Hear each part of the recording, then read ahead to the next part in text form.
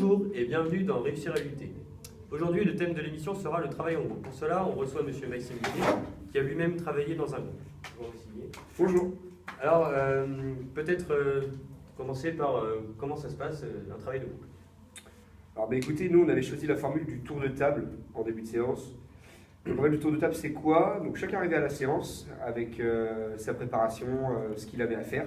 Et donc on faisait un tour de table, chacun exprimait ses idées, ce qu'il avait fait, ce qu'il voulait faire, voilà, tout ce qui était en rapport avec notre sujet de travail.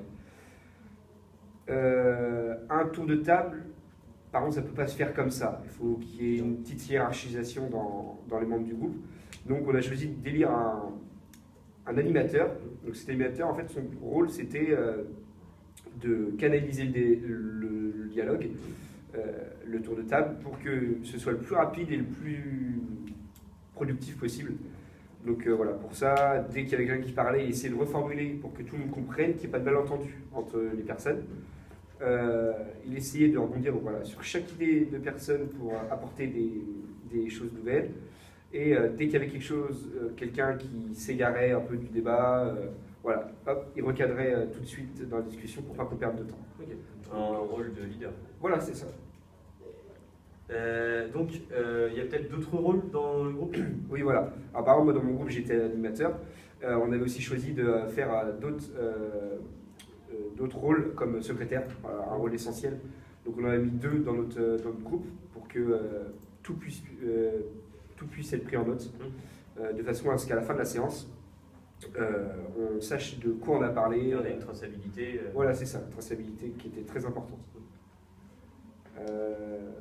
Vous voulez peut-être savoir comment se passait la fin de la séance après le tour de table?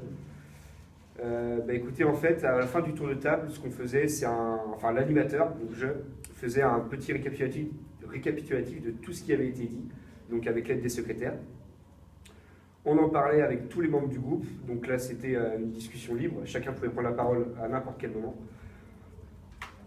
Et comme ça on clôturait un peu le tour de table avec ce qui n'avait pas encore été dit. Et comme ça on avait une séance qui était pleine, remplie et très, très productive. Et donc à la fin, vous planifiez les choses à faire pour la fois prochaine? Voilà, c'est ça. Une fois le tour de table fini et que le bilan a été fait, donc on savait ce qu'on avait à faire pour la prochaine fois. Donc là, après, on a attribué des tâches à chacun de nous, des tâches à faire pour la fois d'après.